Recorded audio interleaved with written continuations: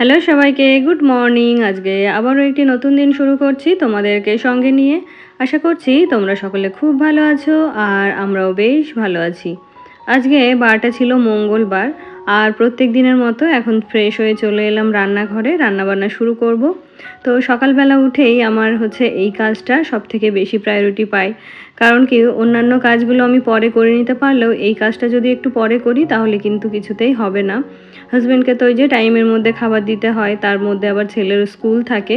তো সমস্ত কিছু আমার ওই 9:30টার মধ্যেই কমপ্লিট করে নিতে পারলে খুব ভালো হয়। তো সেই কারণে ঘুম থেকে উঠে অন্য কিছু করি আর না করি, এই কাজটা আগে আমাকে করে নিতে হয়।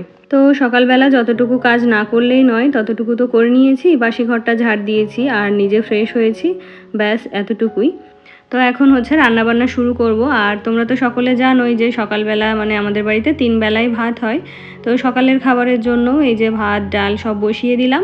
আর আজকে ভাবছি সবজি টবজি কিছুই করব না, একটুখানি মিষ্টি আলু সেদ্ধ দেব। তো ওই মিষ্টি আলু সেদ্ধ করে ওটা শুকনো লঙ্কা আর পেঁয়াজ দিয়ে বেটে দিলে ওটা হাজব্যান্ড খেতে বেশ পছন্দ করে। তো ওর জন্য ওটাই করে দেব, আর একটু মাছের ঝোল করব। আর যেহেতু প্রত্যেক দিনই রান্নাবান্না করতে হয়, তাই প্রত্যেক দিন কিন্তু ওই পঞ্চব্যঞ্জনে রান্না করতে ভালোও লাগে না। দু একদিন মনে হয় যে একটু ফাঁকিবাজিতেই সারি, তো আজকের দিনটাও ছিল সেরকম। তো ওই যে সকালবেলায় সবজিটা করব না, তো ওই ভাত আর ডালটা বসিয়েছি। আর ভাতের মধ্যে একটুখানি এই মিষ্টি আলু সেদ্ধ দিয়ে দেবো। তো এখান থেকে কিছুটা হাজব্যান্ডকে বাটা করে দেব, আর ছেলের জন্য গোটাই রাখবো, সেদ্ধ আলু গোটা রাখবো। ওকে ওটা ডাল দিয়ে মেখে নিলে ওর ডালও খাওয়া হবে, এদিকে একটু সবজিও খাওয়া হবে। তো এইভাবেই আজকের সকালবেলাটা চালাবো। আর এমনি তো একটু মাছের ঝোল করবই, হাজব্যান্ড যেহেতু বাড়ি ফিরে এগুলো আর কিছুই খাবে না, তো সেই জন্য একটা মাছের ঝোল আমাকে করতেই হবে। তো ওদিকে আলুটাকে কেটে নিয়েছি আর ধুয়ে এই যে ভাতের মধ্যে দিয়ে দিলাম। তো এখন কিছুক্ষণ বসে থাকতে পারবো, খুব একটা রান্নার ঝামেলা তো নেই। তো ডালটা যতক্ষণে হচ্ছিল ততক্ষণে একটু বসে নিয়েছি। আর এখন ডালটা সেদ্ধ হয়ে গেছে, তাই আর কি ডালটাকে ফোড়ন দিয়ে নিলাম। আর এই ডালটা হয়ে গেলে একটুখানি মাছ ভাজা করে হাজব্যান্ডকে সকালের খাবারটা ধরে দেবো। তো আমার গত ভিডিওতে কমেন্ট করেছিল ভারতী দিদিভাই, তো দিদিভাই লিখেছে, কি দারুণ লাগছে রান্নাঘর বোন, চোখ জুড়িয়ে গেল। তুমি খুব সুন্দর করে গুছিয়ে রেখেছো, অসাধারণ, ভীষণ ভালো হয়েছে, সত্যি কালারটাও খুব ভালো হয়েছে। খুব সুখী হও বোন, তোমাদের সবার জন্য অনেক শুভকামনা রইল বোন। থ্যাংক ইউ দিদিভাই, তুমিও খুব ভালো থেকো আর আমার ভালোবাসা নিও। আর সত্যি আমার জন্য তোমরা সকলে একটু প্রে করো, আশীর্বাদ করো, যাতে আমি সংসার জীবনে সুখী হতে পারি। তো এদিকে তো ভাতটা নামিয়ে নিয়েছি, আর ভাতের মধ্যে যে মিষ্টি আলুটা দিয়েছিলাম সেদ্ধ, তো সেটাকে এখন বেটে নেব। তো ফার্স্টেই একটু নুন দিয়ে আর শুকনো লঙ্কা পেঁয়াজটা ভালো করে বেটে নেব, আর এর মধ্যেই হালকা হাতে যে মিষ্টি আলুটা সেদ্ধ দিয়েছি সেটাকে ভালো করে বেটে নেব। তো এটা করতে যেহেতু একটু সময় লাগে, তাই কিন্তু আমি ক্যামেরাটা একটু অফ করে রেখেছিলাম, আর অফ করেছি তো করেইছি, এই যে একবার বাটা হয়ে যাওয়ার পরে ক্যামেরাটা অন করেছি। তো তাই আর তোমাদের সাথে পুরোটা শেয়ার করতে পারলাম। তো এদিকে সব কিছু গুছিয়ে নিয়ে হাজব্যান্ডকে খাবারটা ধরে দিলাম। তো ওর জন্য একটু মাছ ভাজা করে দিয়েছি আর ওই বাটাটা দিয়েছি। আর তো ডাল আছেই, তার সঙ্গে ভাবছি একটুখানি আম কেটে দেবো, তাহলেই ওরা সকালের খাওয়া দাওয়া হয়ে যাবে। তো এদিকে হাজব্যান্ডকে খাবারটা ধরে দিয়ে এদিকে মাছের ঝোলটাও শুরু করে দিলাম। মাছগুলো তো আগেই ভেজে রেখেছিলাম, তো এখন একটু আলু আর কাঁচকলা কেটে নিয়েছি। তো আজকের মাছের ঝোলটা এটা দিয়েই করব। তো মাছের ঝোলের জন্য একটু মশলা করতে হবে। তো এই যে শিলে মিষ্টি আলুটা বেটেছি, ওটাতেই একটুখানি আদা জিরা আর কাঁচা লঙ্কা খুব ভালো করে বেটে নেব। আর তোমাদেরকে তো আগেই বলছিলাম যে শিলে মশলা বাটলে মশলাটা এত সুন্দর করে বাটা হয়, মিক্সার গ্রাইন্ডারে কিন্তু এত সুন্দর করে মশলা বাটা হয় না। তো প্রত্যেক দিন যদি এইভাবে শিলে করে মশলা বাটতে পারতাম তাহলে কিন্তু খুব ভালো হতো। তো কি বলতো, যেহেতু নিচে বসে বাটতে আমার একটু অসুবিধা হয়, আর এত ভারী একটা শিল সবসময় উপরে তোলাও সম্ভব হয় না, তাই আর কি সবসময় মিক্সার গ্রাইন্ডারেই মশলাটা বাটি আমি। আর এই কাউন্টার টপের উপর তুলতেও ভয় লাগে, অনেক সময় কি হয় ভেঙে যাওয়ার সম্ভাবনা থাকে, তো সেই কারণে না ইচ্ছে থাকলেও শিলে মশলাটা আমার বাটা হয় না। আর মেঝেতে বসলে মেঝেটাতেও তো জল পড়ে ভিজে যায়, তাছাড়াও আমার একটু বসে বাটতে অসুবিধাই হয়। তো এদিকে বাটাবাটি হয়ে গেছে, মাছের ঝোলটা ওদিকে হচ্ছে। আর রান্না করতে করতে যে সমস্ত বাসনগুলো বেরিয়েছিল সেগুলোকে এখন ভালো করে মেজে নেব। আর তার সঙ্গে সকালে কিছু চায়ের বাসনও রয়েছে, তো সেগুলোকেও এই সঙ্গে মেজে নেব। আর আমার গত ভিডিওতে আরও কমেন্ট করেছিল চাইল্ড কেয়ার একাডেমি থেকে দিদিভাই, তো দিদিভাই লিখেছে যে দিদি আপনার কিচেনটা খুব সুন্দর হয়েছে আর ভিডিওটাও খুব ভালো লাগলো। থ্যাংক ইউ দিদিভাই, অনেক ভালোবাসা রইল তোমার জন্য। আমার গত ভিডিওতে আরও কমেন্ট করেছিল পূজা ঘোষ, তো পূজা লিখেছে খুব সুন্দর হয়েছে দিদিভাই, দারুণ দারুণ, খুব সুন্দর লাগলো ভিডিওটা। থ্যাংক ইউ পূজা, অনেক ভালোবাসা রইল বোন তোমার জন্য। সত্যিই একটা জিনিস করার পরে যখন সেটা সবাই পছন্দ করে বা সবাই অ্যাপ্রিসিয়েট করে, সত্যিই কিন্তু মনটা ভীষণ ভালো হয়ে যায়। তো এটা করার পরে আমারও একটু কেমন দোটানা হচ্ছিল যে আদৌ করাটা কি ঠিক হলো, বা এতগুলো টাকা পয়সা খরচ করে কিচেনটা করলাম, এটা ভুল হলো না তো? তো এখন যখন তোমরা সকলে পছন্দ করছো তখন কিন্তু আমার মনটা একদম খুশি হয়ে যাচ্ছে। তো ওদিকে কাচের বাসনগুলো তো আলাদা করে ধুয়ে নিলাম, আর এদিকে হচ্ছে ওই রান্নার বাসনগুলো ধুয়ে নিচ্ছি।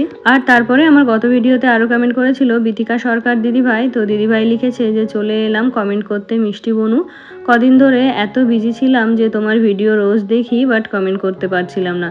খুব সুন্দর হয়েছে তোমার রান্নাঘরের কাজ, খুব সুন্দর হয়েছে দেখতে, আর কালারটাও তো দারুণ হয়েছে। সব মিলিয়ে অসাধারণ হয়েছে। ছেলে মেয়ে দুজনেরই এক্সাম শুরু হয়ে গেছে, একটু আশীর্বাদ করো মিষ্টি বনু, অনেক ভালোবাসা আর আদর রইল তোমার জন্য।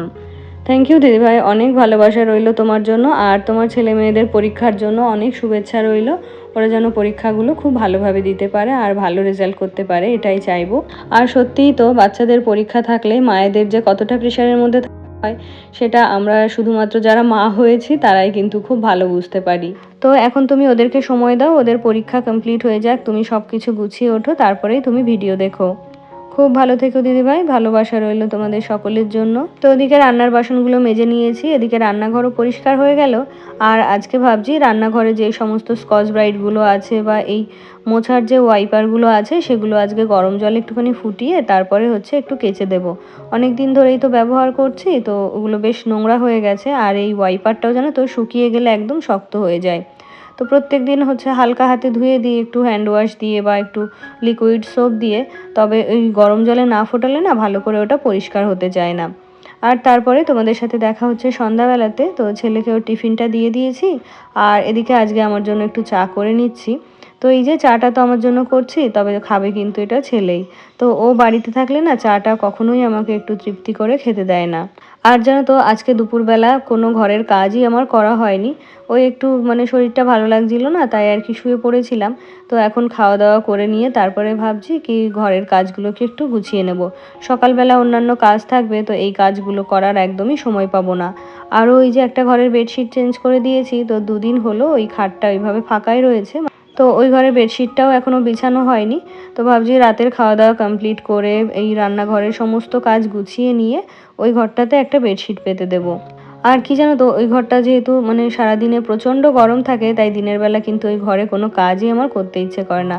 তো এখন যেটা না করলেই নয় সেটা তো করতেই হবে। তো রাতের বেলা এখন একটু ওয়েদারটা একটু ঠান্ডা থাকে দুপুরবেলার তুলনায়, তো এখন ভাবছি ওই ঘরের কাজগুলো একটু গুছিয়ে নেব। তো এই যে রান্নাঘরের মানে আজকের মতো রান্নাঘরের কাজ আমার কমপ্লিট হয়ে গেল। আর এখন হচ্ছে রান্নাঘর থেকে বেরিয়ে যাব। তো রাতের বেলায় প্রত্যেক দিন এইভাবে হচ্ছে রান্নাঘরটা পরিষ্কার করে রেখে যাই, যাতে করে সকালে এসে আমার এই সমস্ত কাজগুলো আর করতে না হয়। আর সকালে যেহেতু একটা তাড়াহুড়ো থাকে, মনের মধ্যেও তাড়াহুড়ো থাকে, তাছাড়া রান্নার একটা তাড়াহুড়ো থাকে, তো সেই কারণে রান্নাঘরটা রাতের বেলায় আমি একদম গুছিয়ে রেখে যাই। তো এদিকে খাওয়া দাওয়া শেষ হয়ে গেছে, আর টেবিলটাকেও পরিষ্কার করে নেব। তো ওই যে বললাম না যে এখনও হচ্ছে ঘরের কিছু কাজ গোছাবো, কারণ পড়ার ঘরটাও অগোছালো হয়ে রয়েছে। আর আমার গত ভিডিওতে আরও কমেন্ট করেছিল রুষা পাখি আইডি থেকে। তো রুষা লিখেছে ভিডিওটা খুব সুন্দর হয়েছে আর রান্নাঘরটাও খুব সুন্দর লাগছে। থ্যাংক ইউ রুষা, অনেক ভালোবাসা তোমাকে।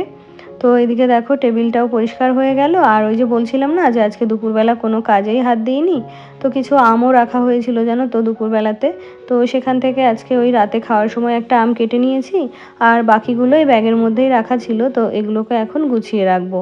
আর আমার এই ফ্রুট বাস্কেটটা এমনই, চারিদিক থেকে যেহেতু খোলামেলা, তো অনেক চাপাচাপি করে ফল রাখলেও না প্রত্যেকটা ফলেই একটু হাওয়া বাতাস লাগে। তো সেই জন্য মানে ফলগুলো এর মধ্যে থাকলে বেশ ভালোই থাকে। তো তারপরে চলে এলাম এই যে এই ঘরে। জানলাগুলো খুলবো না, জানলাগুলো খুললে কি হয় জানো তো, আশেপাশ দিয়ে যেহেতু সুপারি গাছ রয়েছে, তারপরে হচ্ছে বেল গাছ রয়েছে, তো ওই গেছো ইঁদুরগুলো না ঘরের মধ্যে চলে আসে। আর মাঝে মধ্যে ওই আমার রান্নাঘরের ডাস্টবিনের এঁটো কাটা নিয়ে ঘরে এদিক সেদিক ছড়িয়ে রাখে। তো সেই কারণে দিনের বেলাও যদি ভুল করে কখনো জানলাটা মানে খুলি বা কোনো দিন ভুল করে রাতে খোলা রাখি, তাহলে সকালবেলা উঠে দেখি সমস্ত কিছু ওলটপালট করে দিয়েছে। আর ওই গাছগুলো যেহেতু আমাদের নয়, আমাদের প্রতিবেশীদের, আর ওই গাছগুলো জানো তো আমাদের ঘরের দেওয়াল জানলা সব লাগোয়া একদম। তো সেই জন্য ওরা মানে ওদেরকে কিছু বলতেও পারি না গাছগুলো কেটে ফেলার জন্য, বা আমরা নিজেরাও কোনো ব্যবস্থা নিতে পারি না। তো সেই জন্য ইঁদুরের মানে ওই গেছো ইঁদুরের উপদ্রব ভীষণ বেশি। মাঝে মধ্যে তো ভয় হয় যে কোনো কিছু নষ্ট করে দেয় নাকি। আর সেই জন্যই হচ্ছে রাতের বেলার দিকে জানলা দরজাগুলো বন্ধ করেই রাখি। তো এই যে তোমাদেরকে বলছিলাম না যে পড়ার ঘরটার হালও খুব খারাপ। তো এই যে সন্ধ্যাবেলা ছেলেকে পড়তে বসিয়েছিলাম, তো ওকে যত বলি কিছুতেই ও না এই ব্যাপারটা মানে বুঝে উঠতে পারে না যে বই খাতা গুছিয়ে নিয়ে তারপরে পড়তে বসতে হয়। এই যে পড়ার সময় তো আমি বই খাতাগুলো সুন্দর করে গুছিয়ে দিই, তবে ও পড়তে পড়তে যখন একটা করে খাতা বই নেয় তখন কিন্তু ওই সব কিছুই অগোছালো করে ফেলে। তো সকালবেলা সময় হয় কি না হয়, আর ওর টিউটর এখন জানো তো সেই আগে যে ফিক্সড একটা টাইম ছিল বা ফিক্সড একটা ডেট ছিল সেরকম করে আর পড়াতে আসে না। ও নিয়েও দেখছি যখন খুশি তখন চলে আসছে। তো সেই জন্য রাতের বেলায় হচ্ছে মানে পড়ার ঘরটা গুছিয়ে রাখলাম, যদি সকালবেলা পড়াতে আসে তো আসবে, আর না এলে তো থাকলোই ওইভাবে। তো এখন ওই যে সোফাটাও গুছিয়ে নেবো, দুপুরবেলার দিকে এই কাজগুলো করতে একদমই ইচ্ছে করছিল না। তো আজকের ভিডিওটা অনেকটাই ছোট হওয়ার কারণে তোমাদের অনেকের কমেন্ট আমি পড়তে পারলাম না, তবুও তোমাদের সকলকে জানাই অসংখ্য ধন্যবাদ আর অনেক অনেক ভালোবাসা। আজকে তবে এখানেই শেষ করছি, টাটা।